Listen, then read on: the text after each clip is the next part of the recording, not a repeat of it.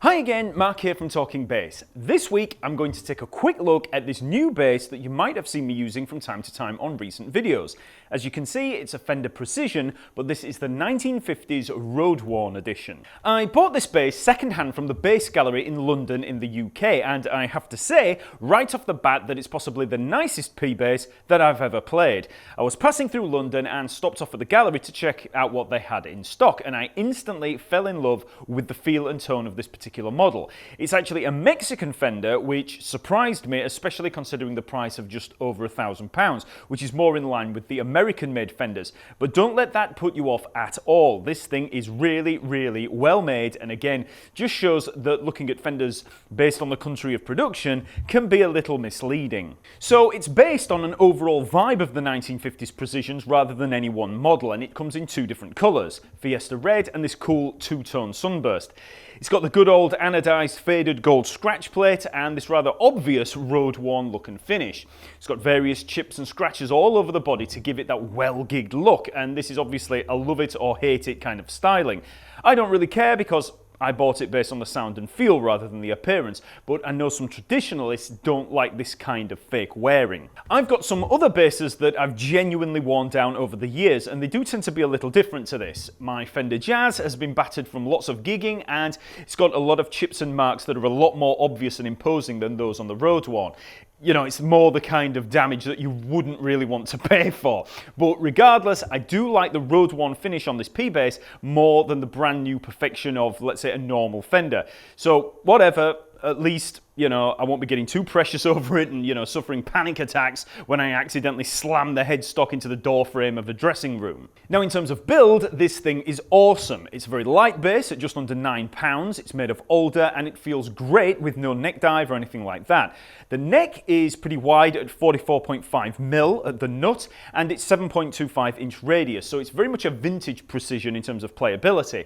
The width makes the neck feel like a huge highway, and that can be a problem for some people with small hands or if you use to much thinner necks. But I love it, and it almost forces me into thinking and playing a certain way.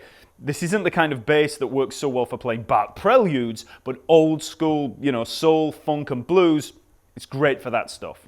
As for the sound of the 50s Roadworn, it's everything you could really ask for from a vintage Precision style bass. Traditional, passive, split coil pickups that have some real power to them.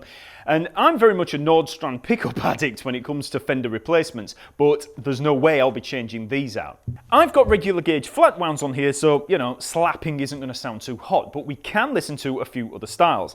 The tone control has a lot of play in terms of the sweep. With the tone up full, we get this kind of sound with a nice snap on those top notes.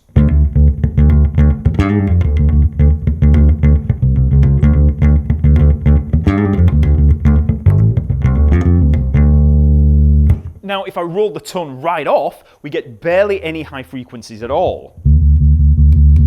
So it's a very dead kind of sound that, you know, is great if you want that kind of effect. If I play the bass line I just played,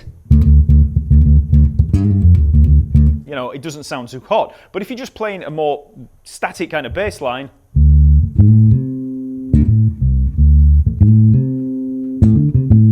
you know, it's got a really nice tone for that kind of thing.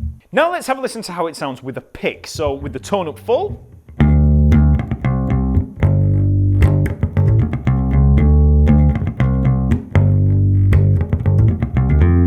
okay, and with the tone backed off a little bit.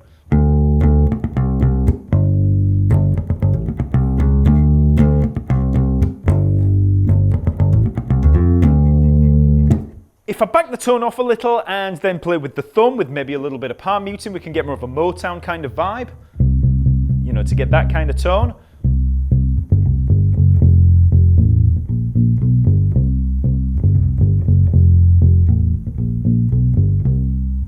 By rolling the tone back and playing a little bit closer to the neck, we can get more of that old school 50s rock and roll blues kind of sound, which sounds more like this.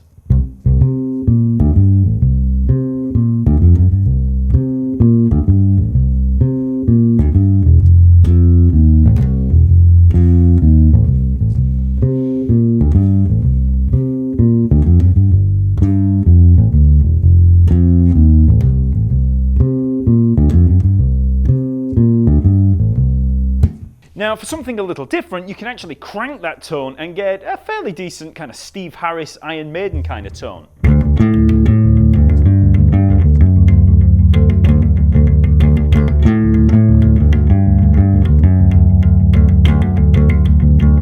And you can also get a fairly sweet sound for playing some chords.